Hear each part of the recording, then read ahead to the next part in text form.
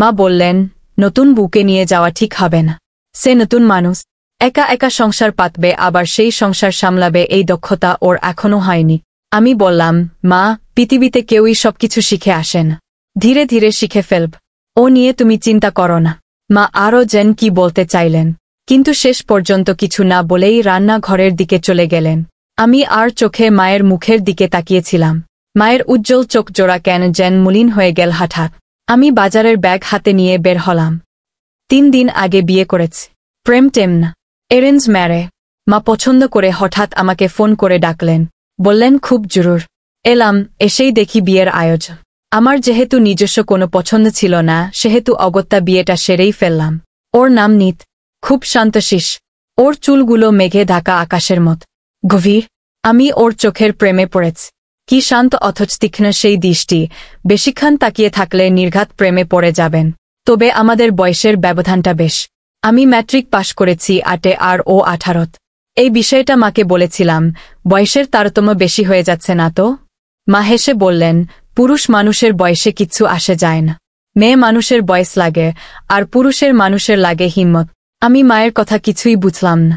এটুকু বুঝলাম মা চাচ্ছেন এই মেয়েকেই আমি বিয়ে করি, তাই আর কোন কিছুতে বাধেনি। বিয়েটা ভালোবেই সম্পন্ন হল। আমি চাচ্ছি নিতু আমার সাথে ঢাকায় যাক। অনেক তো হাত পুড়িয়ে খেলাম, এবার একটু আরাম করে বুয়ের হাতের রান্না খায়। কিন্তু মা চাচ্ছেন না। মা গতরাতেও বলেছেন, নিতু অনেক ছোট, ও ঢাকায় গিয়ে একা একা থাকতে পারবে না, কিছুদিন আমার কাছে থাকো, তারপর সময় সুযোগ বুঝে নিয়ে যাস। আমি নিতুকে রাতে বললাম, তুমি কোনটা চাও? সে মুচকি হেসে বলল, আম্মা যা বলবেন আমি তাই করব। আমি একটু মজা করার ছলে বললাম, আমি তোমার স্বামী, তোমার কাছে কে বর, স্বামী নাকি শাশুড়ি? ও আমার খোলা বুকে মাথা রেখে বলল, আপনি পাগল, কি সব বলেন? আপনি আর আম্মার মধ্যে পার্থক্য চলে। আপনি আমার ভালোবাসার জায়গা দখল করেছেন, আর আম্মা দখল করেছেন সম্মানে। আমার কাছে দুটোই পরম পূজনীয়। আমি কিছুই বুঝতেছি না। আম্মার সাথে সাথে 2 দিনে নিতুও কি সব ফিলসফিক্যাল কথাবার্তা বলা শুরু করল। আগামাথা বোঝা মুশকিল। অবশেষে সিদ্ধান্ত নিলাম নিতু মায়ের কাছেই থাক। মা তো চায় তার সন্তান একটু সুখে থাকুক, আরামে থাকুক। তার সন্তানের কোনটা প্রিয় কোনটা অপ্রিয় সেসব সহ আরও কত কথা উনি বুয়ের কাছে বলবেন। বুকে হয়তো বলবেন, পাগলটাকে দেখে রেখ, বড পাজি ছেলে আমার। মায়েরা কেন যে এমন হয়, নিঃস্বার্থে সন্তানের জন্য জীবন উজাড় করে দেয়। আরও 3 দিন থাকলাম। ছুটি ছিল আর 2 দিন। নিতুর বায়নায় 1 দিন বাড়িয়েছে। আগামীকাল সকালের বাসে রওনা দিব। সন্ধ্যা থেকে আমার মিষ্টি বুটার মুখছবি পাল্টে গেছে। এক আকাশ কালো মেঘ নেমে এসেছে ওর চোখে মুখ। আমি ওকে কাছে ডেকে পাশে বসালাম। তারপর হাত দুটো ধরে বললাম, আমার মিষ্টি বুটা এত মন খারাপ করলে আমি যে ঢাকা গিয়ে শান্তি পাব না। নিতুর মানে ছোটবেলায় মারা যান। মায়ের আদর ভালোবাসা কিছুই ওর ভাগ্যে জোটেনি, তাই ও খুব ভালোবাসার কানান। নিতুর চোখে থেকে 1 ফোঁটা উষ্ণ জল আমার হাতে এসে পড়ল। কিছুক্ষণ পর বলল, আমাকে কবে নিয়ে যাবেন? আমি ওকে বুকে টেনে নিলাম। তারপর বললাম, খুব শীঘ্রই, 2 মাস পরেই নিয়ে যাব। ও আমার বুকে মুখ লুকিয়ে বলল, মনে থাকে যেন। নারীর মন বোঝা বড মুশকিলের কাজ। এই উত্তপ্ত লেলিহান তো এই শীতল হাওয়া। সকালে সবার কাছে বিদায় নিয়ে ঢাকা আসলাম। এসেই অফিসে জয়েন করলাম। জমে থাকা কাজগুলো নিয়ে বেশ ব্যস্ত হয়ে পড়লাম। নেক্সট উইকে জোনাল মিটিং, অনেকগুলো ফাইল ড্রপ করতে হবে।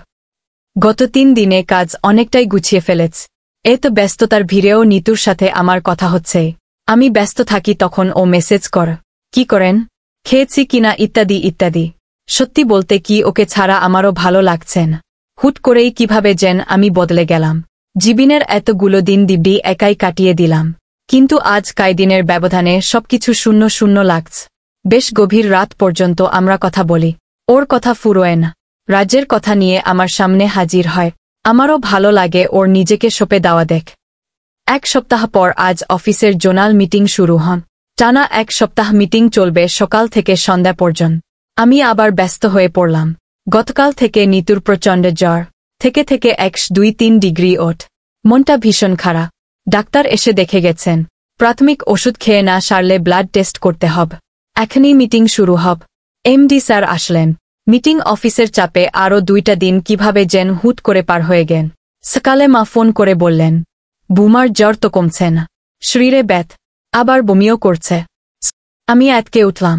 এই ম্যারাথন মিটিং না থাকলে আজই চলে যেতাম বাড়ি। বললাম নিতাই দাকে সাথে নিয়ে নিতুকে মেডিকেলে নিয়ে যেতে। ডাক্তার টেস্ট করে দেখে বলেছে ডেঙ্গু জ্বর, ব্লাডের প্লাটিলেট কমে গেছে অনেক, ব্লাড লাগবে। নিতাই দা ব্লাড ব্যবস্থা করেছেন, ব্লাড দেয়া হয়েছে। নিতাই দা একটা কেবিনও ম্যানেজ করে ফেলেছেন। এবার তুলনামূলক ডেঙ্গু রোগীর সংখ্যা বেশ, বেড পাওয়াই মুশকিল, সেখানে কেবিন ম্যানেজ করাটা স্বপ্নের মত। মা আমাকে ফোনে কথাগুলো বললেন। আরও 2 দিন পর আমি ছুটি নিয়ে আসলাম। ওরা মেডিকেলেই আছ। নিতু এখনো সুস্থ হয়নি। আমি ওকে ঢাকায় নিয়ে যাওয়ার সকল বন্দোবস্ত করে এসেছি। নিতু আগের মতো তীক্ষ্ণ দৃষ্টিতে তাকাতে পারেন, চোখ জোড়া কালো বর্ণ ধারণ করেছে। আমাকে দেখে ওর চোখের কোল গড়িয়ে অশ্রু ঝরে পড়ন। ওর অবস্থা ভালো না, শুকিয়ে গেছে অনেক, কিছুই খেতে পারেন, কিছু পেটে পড়লেই বমি। আমি ওকে মানসিকভাবে শক্ত থাকার জন্য বললাম, কিছুই হবে না, কালই তোমাকে ঢাকায় নিয়ে যাব।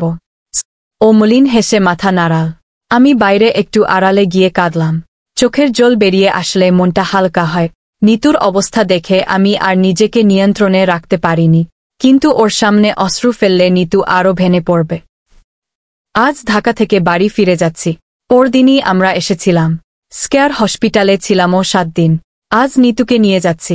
কত রকমের চিকিৎসা হল নিতুর, উন্নত ট্রিটমেন্ট। শেষ 2 দিন আইসিইউতে রাখা হন, কিন্তু ডাক্তাররা বলল দেরি হয়ে গেছে, আরও আগেই নিয়ে আসা উচিত ছিল।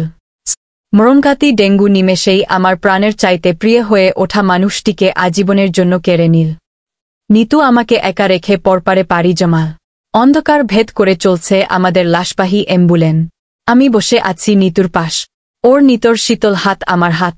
বুকের ভেতর এক সমুদ্র নোনা জলদালা পাকিয়ে উঠে আসছে গলা অবধি। তবুও কেন জানি কাঁদতে পারছি না। বুকের ছোট্ট খাঁচায় আশ্রয় নেওয়া হলুদ পাখিটা হঠাৎ খাঁচা শূন্য করে চিরদিনের জন্য হারিয়ে গেল। আমায় ক্ষমা করো নিত। # শূন্য খাঁচা #